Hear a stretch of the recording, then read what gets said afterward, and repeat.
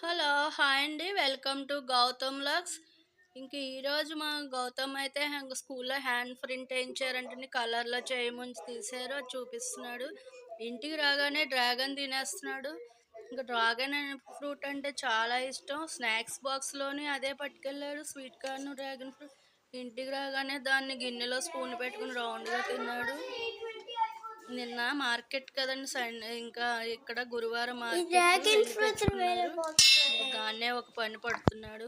పాప అయితే అస్సలు డ్రాగన్ ఫ్రూట్ తిందు. తనైతే ఇంకా స్వీట్ కార్నే తింటుంది. దానికోసం స్వీట్ కార్న్ ఉడకబెట్టాము.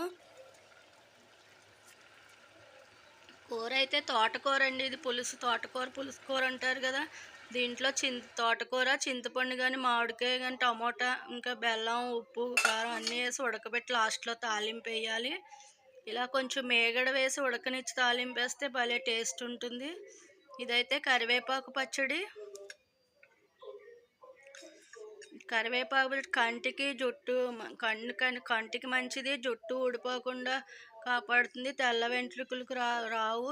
కరివేపాకు ఉన్నప్పుడల్లా కరివేపాకు పచ్చడి కానీ పొడి కానీ తింటే మంచిది. ఇంకా కరివేపాకు పచ్చడి ప్రిపరేషన్ అయితే ఇవ్వండి.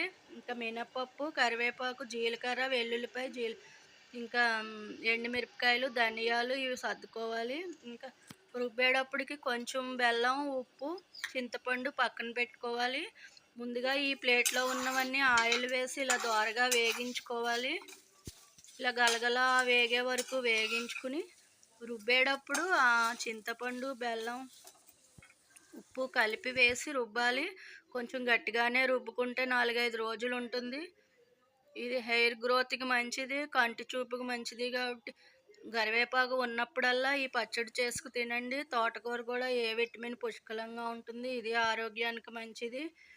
ఇది కూడా వారానికి ఒక్కసారైనా ఆకుకూర తింటే మంచిది కదా. ఈరోజు 2 హెల్త్ పరమైన కూరలు వండాము.